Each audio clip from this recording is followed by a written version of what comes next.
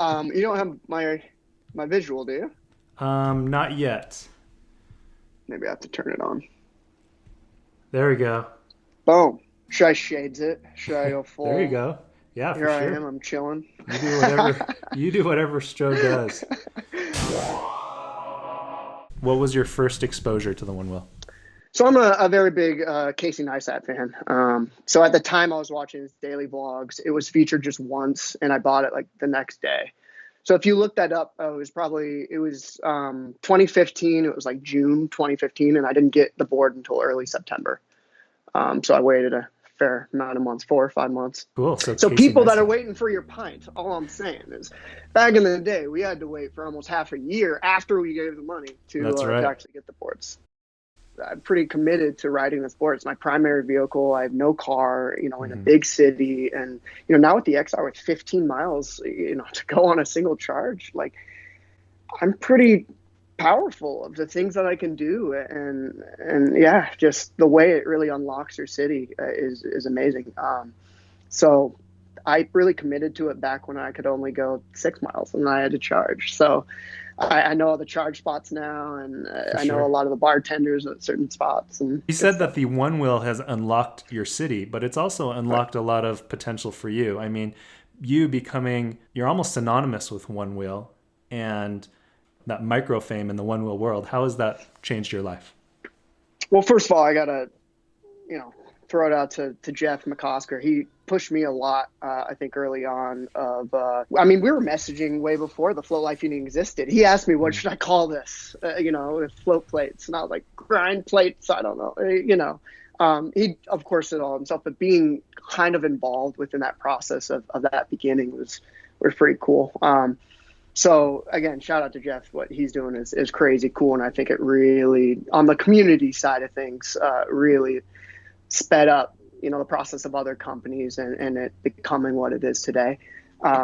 But for my own journey, yeah, I think it was just I got in really early. I'm that right age and in the right Hmm. position to be able to commit myself to say, hey, I'm going to get to work on this every day, and I'm going to live the flow life for real. And it's just kind of been a ride since. And the fact now that Future Motion flew me out to Santa Cruz recently. I've ridden the Pint, and being, yeah, I mean, very recently it's kind of snowballing, and I'm like, this is cool. Yeah. Because again, I didn't expect any of this. It's all kind of icing on the cake of even, I still, and I make a point to just enjoy my rides. Like, I hardly film very many of them, and it's just because I like riding, man. It's the For it's the sure. float life. Yeah, you Yeah. don't want to get too caught up in the video making that you miss out on the experience. And so I wanted to hit on a couple of those points that you mentioned. Jeff McCosker, shout out to him. He was also very influential on my channel. I was about to hit 100 subscribers. That's right, the Float Life. I was about to hit 100 subscribers, which I thought at the time was huge. I was like, man, I'm getting my first 100 subscribers. I should do a giveaway. And so I reached out to Jeff. I know, 100 subscribers. I reached out to Jeff and I was like, Jeff, would you mind if I did a giveaway? And he totally took Don't care of worry it. I was about like, it. oh, Yeah, super nice guy. When I watch your videos, you look like you are tearing down those streets. You are going so fast. Well, what's the yeah. fastest? How? No, I'm not going to ask that. How do you go so fast? Well, the fastest was 31.6 or something on my V1, Okay. and that's what the app read. At least it Yeah. was a little slight downhill. We don't really have hills here in Chicago, but slight downhill. Maybe probably I had the wind at my back and somehow hit that. The V1 freewheels. It doesn't really have the power to break you, Okay. so I believe it. I believe I went that fast for Wow. sure.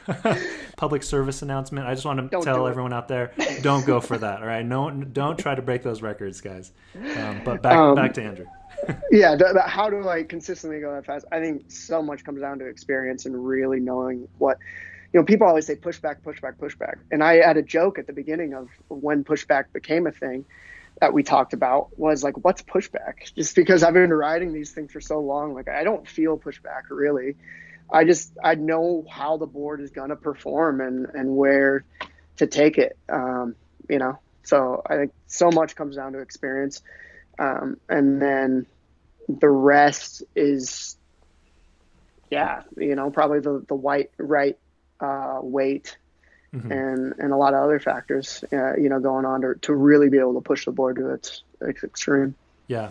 And so I think that's a good point, experience, because you see it all too often on these discussion groups where people just get their boards and they're posting, what's your top speed? What's your top speed? And it's, I just shake my head every time I see it. Going on the topic of speed, what's your worst injury or your closest call on the Onewheel? I mean, I've had spills.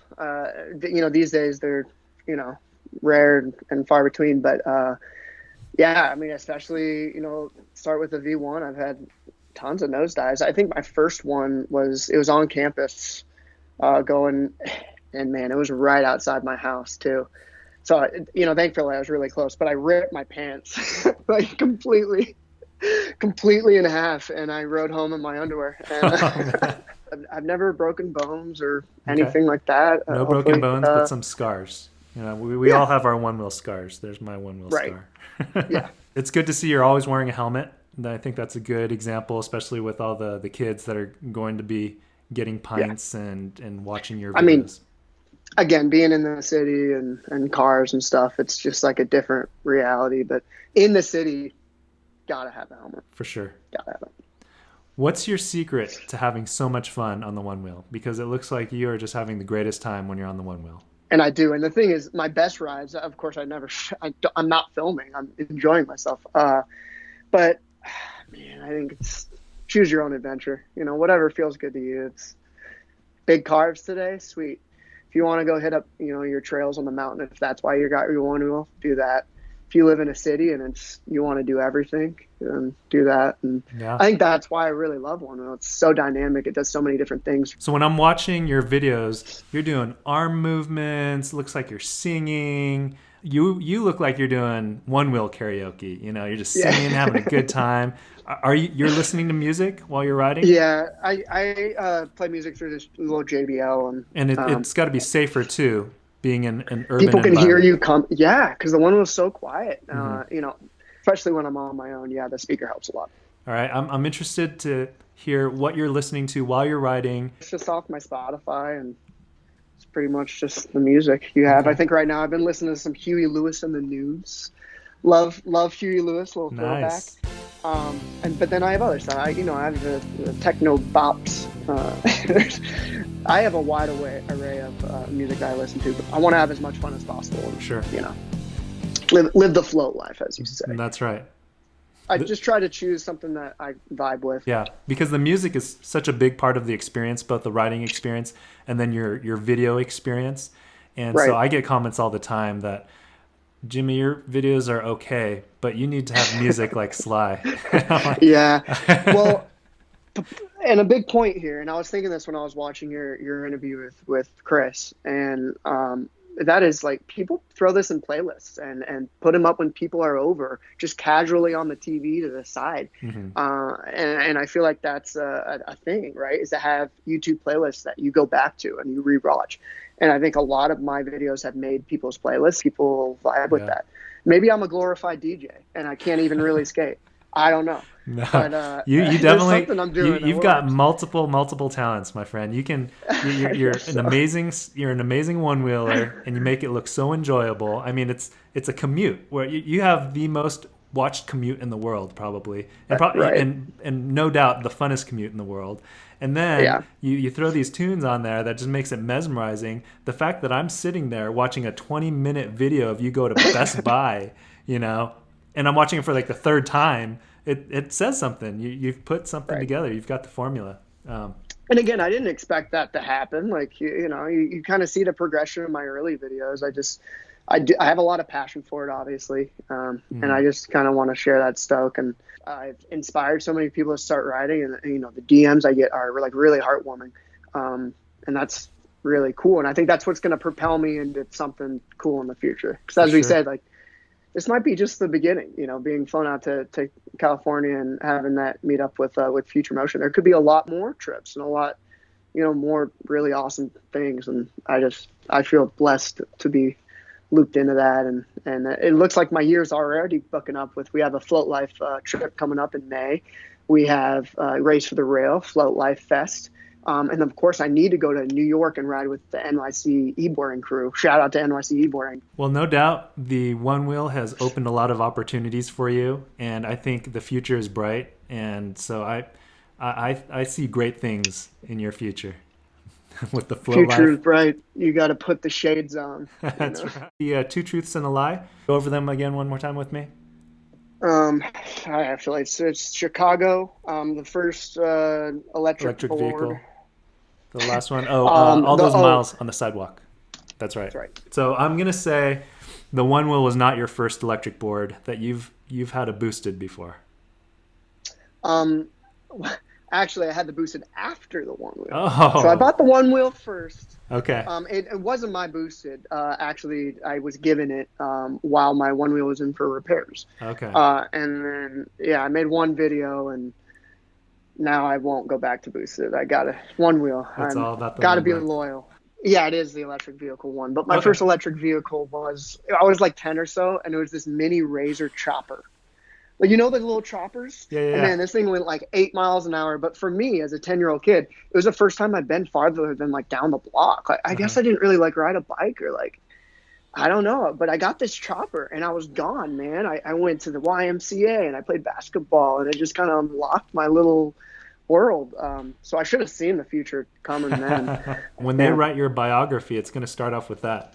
Little Slydog, little Sly puppy riding on his Razor chopper. That's right.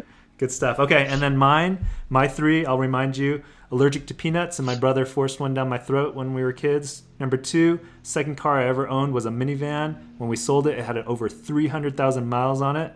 And the last one was during 6th grade camp. I was lost in the forest with 12 hours with a guy that is now on death row. I hope the death row one is a lie, because that's crazy.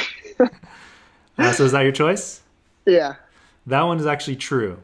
So it was 6th grade camp. We were lost for about 12 hours. It was snowing. Everyone was miserable.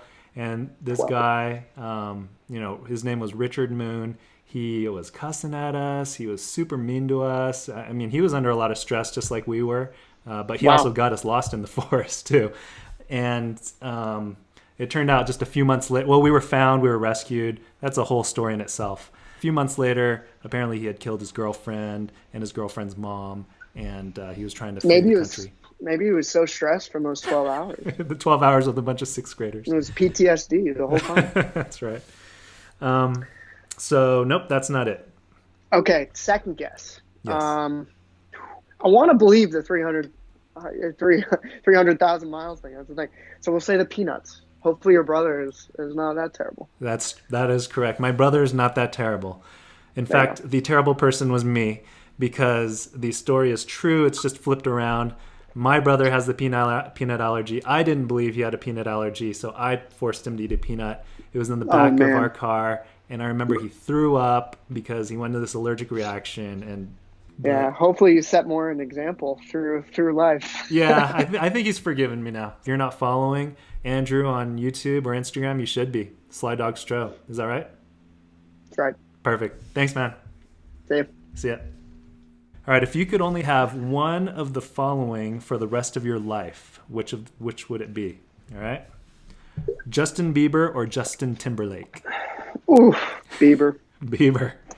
Yeah. Chicago hot dog or Chicago deep dish pizza? Deep dish. Deep dish. More filling. YouTube or Instagram? YouTube, man. You get the full length, the raw dog videos. Yeah, Instagram's fun for like the mindless, let's get this quick snap or whatever. Okay. YouTube's where it's at. Chicago Bears or Chicago Bulls? Oh, Bulls all day. I just like basketball. Emma Watson or Emma Stone? Watson all day. I was a big Harry Potter. Harry Potter's cool. So.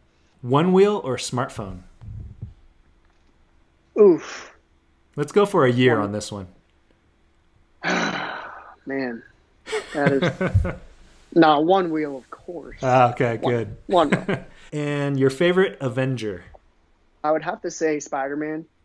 Because I've seen him on a skateboard, right? And it's like a kid. Empowering the youth is really important to the future of our planet. With great power, the Onewheel, comes great responsibility. To not nosedive and yeah, to ride safely. That's right. I love it. With great power comes great responsibility. I'm pretty powerful of the things that I can do. Okay, and last question. Who's your favorite one-wheeler? Favorite one wheeler? Jeff and Bodie. I really like them both as a person. And I look up to them both. Yeah, that's family right there.